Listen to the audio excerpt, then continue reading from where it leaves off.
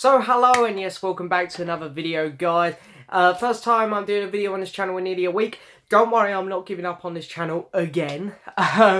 Yeah, today I wanted to come back. I really wanted to carry on with my album reviewing series here on this channel because I said I was going to do the next film up that I saw in cinema, which was Isle of Dogs. And I will be doing that. It's just those videos take a bit of time to prepare, and I generally wanted to come back with something a bit easy and quick to film today. I haven't done a video in a while on this channel because I've had a lot of things going on. New computer, work's been hectic, all that kind of stuff. But anyway, we're back. And yeah, I'm going to do a nice easy video for us today. And I thought, as it's the week of Marvel, with the release of Infinity War, I'm going to see it opening day Thursday.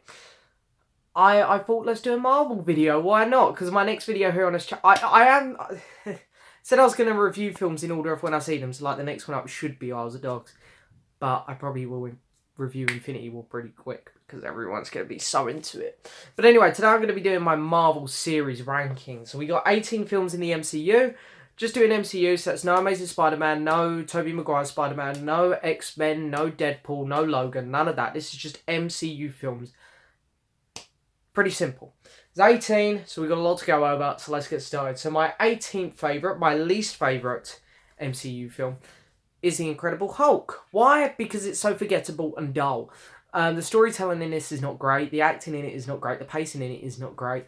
Yeah, and I think that Ed Norton, he was good as the Hulk at the time, and at the time it was like, yeah, he played a really good Hulk. But now we've had Mark Ruffalo, and we've had so much time with Mark Ruffalo, and Edward Norton's just got a really bad taste in his mouth for Marvel, and I think fans have towards him now. This film just feels really out of place, and I have a hard time going back to it. So yeah, Incredible Hulk is my least favourite Marvel film to go back to. Then, coming in at number 17 is Thor the Dark World. Thor the Dark World is not a very good film. It is one of the... It's easily the weakest in terms of storytelling. A lot of it is just coincidence, and a lot of the characters feel very forced in this film. The acting's not great. Chris Hemsworth isn't even great in this film, which is surprising because he's nearly always good in Thor. This is the only time he isn't great as Thor. He gets a bit annoying at times. Most of the time he is good in it, but there's a few patches where he isn't. The only person who acts well in it, in my opinion, is Tom Hiddleston as Loki. Anthony Hopkins is alright as Odin, but alright's the best I can do. Natalie Portman's dreadful in it. The CGI is not good in this one. Asgard doesn't look great. It looks good when the ship flies through the middle and cracks all of the pillars down. That bit looks good, but the rest of it's all very meh. Yeah, so just a really messy film, and Malekith is one of the worst villains Marvel have ever had. Coming in at number 16 is Iron Man 2. Now this is already where films start to get okay for Marvel. They've only really got two bad ones in my opinion, because Iron Man 2's alright. I feel people are too harsh on this when they want to bash it. There's plenty of worse films out there. The pacing's a bit off. The villain isn't that great. The storytelling gets a bit sloppy at times, but it's still a fun film. CG's great in it. The acting's great. Robert Downey absolutely nails it. Whiplash is, he's played pretty well. Yeah, we get to meet War Machine as well, which is pretty cool. And Black Widow. So yeah, it's a decent film. My 15th favourite is Thor, the first one. So yeah, Thor's first two films, not great, but as we'll see, I like the third one a lot. Yeah, I rewatched this one the other day actually with all my mates, and it was funny watching it. We were picking out so many plot points in it which just generally didn't make sense. Asgard looks really, really fake in this one. Like, really fake. It's funny, it goes from looking really fake to meh to really good in the third one. Thor's quite interesting in this one because I like the fact that he's a bit moody at the start and a bit unworthy. Loki's really good in this one. Odin's good. And it's a very simple story, but it's a very easygoing one. There's quite a few problems with this film, but at the same time, it's really fun, and there isn't much to go wrong with it at the same time. It's a very, very simple film. Okay, my number 14th is going to Guardians of the Galaxy Volume 2. Really wanted to love this film, guys. I really did. The trailers looked awesome. I really enjoyed the first Guardians film. but I didn't love it. Why didn't I love it? The pacing was awful in this film. The storytelling to it was not great. The humour was really forced, like really badly forced. But saying that, the villain was cool. Kurt Russell's ego. The CGI in this was fantastic. It was incredible. The soundtrack was also great. The acting all round was really good. And it was a really fun film. But I wanted it to be better than what it was. But anyway, Guardians 2 is my number 14. And my number 13 is going to another film which I really wanted to love but didn't. The Avengers, Age of Ultron. The trailers for this were incredible. Some of the best trailers ever. I don't know what to say about this film. It's very middle of the road. It's very bland. It's good. It's a good watch. I always enjoy myself. Just seeing all these characters together is great. You know, Chris Hemsworth is back to being good as Thor. It's great to see Robert Downey again. Mark Ruffalo as Hulk again. Chris Evans is always great as Captain America. We get the introduction of Scarlet Witch and Vision and Quicksilver, and they're all good other than Quicksilver. Not really a fan of Quicksilver, don't really like the actor playing him much. But yeah, it's Joss Whedon, I don't really think is a great director. I think he shows in this film the pacing is not good. And it feels a bit messy at times. But it's still a fun film, and I actually do like Ultron. Not many people like Ultron as a villain. I quite liked him. My 12th favourite film is Ant-Man. It feels funny just saying the name. So Paul Rudd coming in to play Ant-Man here. You know, with a fantastic cast, of course, all round. But yeah, it's a really funny film. It's not forced funny either. It's just it works well. They're actually taking the mick out of the character because the character needs to have the mick taken out of him because he's Ant-Man. The story is simplistic, but it's fun. The action sequences are really well shot. Like, when you see Ant-Man go from being human-sized to ant-sized, it is incredible. It looks fantastic. The biggest flaw with this film is the villain again. Yellow Jacket, just not a good villain. But, very simplistic film. Very fun, though. My 11th favourite is the first Avenger, Captain America 1.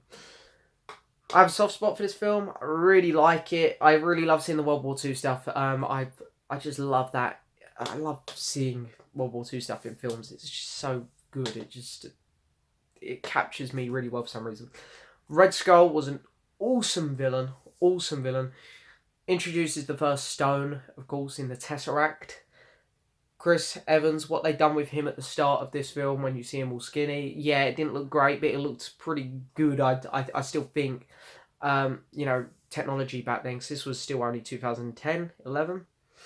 All the characters all round really good. It's I think it's a fun film. I think people bash on this one a bit too much. Yeah, they could have cut some stuff out, but really good. Now, my number 10, I do not own because it's not out yet, so I've just got a slip. Number 10 is going to Black Panther. I really like Black Panther. I thought it was a good film. I have done a full review on it if you're interested. Feel like people got caught up in the hype with that one a bit too much. Definitely got a bit overrated in my opinion, but overall it is still a really good film. Character development in it, half of them got characterised really well, the other half didn't. It suffered from a weak villain again, and for some reason it's really weird. The CGI was really off in this film at times. There's times where it looks amazing, and there's times where it looks really bad, which is really weird. Yeah, still a fun film. I like it. Number 9 is going to Iron Man 3. Really, really good film. I think, again, people bash on this one a bit too much because of the whole Mandarin thing, but whilst I wish Ben Kingsley had stuck around as the main villain, I think that would have been really interesting. The twist still worked, so I don't know how I feel about it. It's like, I'm kind of angry, yeah, I wanted to see Ben Kingsley as the villain, but it did work, and it was good. I really like that they made Iron Man more grounded. He wasn't super overpowered in this one. He generally was struggling here. And yeah, just generally the storytelling in this one was really good. The director, James Black, I think it is. Oh, Sean Black, sorry. Or Shane Black.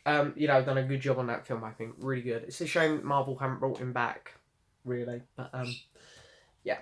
So anyway, number 8 is Spider-Man Homecoming. Thank God Marvel got Spider-Man back, because in my opinion, this is the best Spider-Man film. Really enjoyed it. Really enjoyed it. Tom Holland is Spider-Man. Very fun.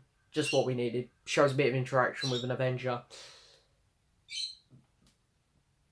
Really, really fun film. And it had a really good villain. Really good villain. Michael Keaton as Vulture worked really well. Okay, number 7. I apologise if you hear my bird outside. Is Doctor Strange, number 7. Benedict Cumberbatch, thank God they got him involved. This role was made for him. Everything about this film works really well. The CG's great, the storytelling's great, the pacing's great, the character's great. The only thing I don't like is the villain. Played by, hang on, I forget his name. Mads Mikkelsen. Not great. He doesn't. He's all right. The villain's pretty bad, and Dormammu, not great. But anyway, everything else about this film is really good. Benedict Cumberbatch, can't wait to see him again in Infinity War. Number 6 is going to Iron Man, the debut, the first, the original. It's, oh man, what can I say about Iron Man? It's amazing, this film. It really is, because it's the one that kicked it all off. I have so much respect for this film. Robert Downey was born to play Iron Man.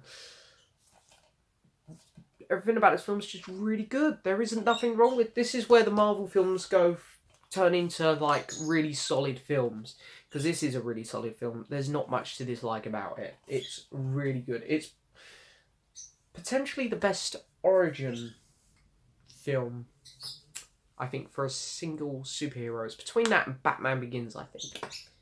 Okay, so number 5 is going to Thor Ragnarok. There it is. See, there is a good Thor film. Well, no, I do like the first one. Taika Waititi, man, you did a fantastic job with this. The problem I have with this film is the pacing's a bit off when it jumps from what they're doing with the Grandmaster on... Can't figure the name of it. I can't figure the name of the planet. I do know it, but I can't figure it. And when I jump from that planet to Sakaar. When I jumped from Sakaar, I was thinking Scarif. I was like, no, that's Rogue One. When I jumped from Sakaar to Asgard, the pacing gets a tad lost a little bit at times. But that is it. That is the only fault I can find, but the characters are really good. I love the addition of Tessa Thompson as Valkyrie. Of course, Cate Blanchett as well is fantastic as the villain. And yeah, it's really fun, really funny. The humour works in this one, unlike Guardians 2, where it feels forced. It just flows really well. Visually, it's incredible. Hulk looks amazing. That is the best version of Hulk I've ever seen. Okay, so my fourth favourite is Captain America Civil War. Really good film, but it's really serious.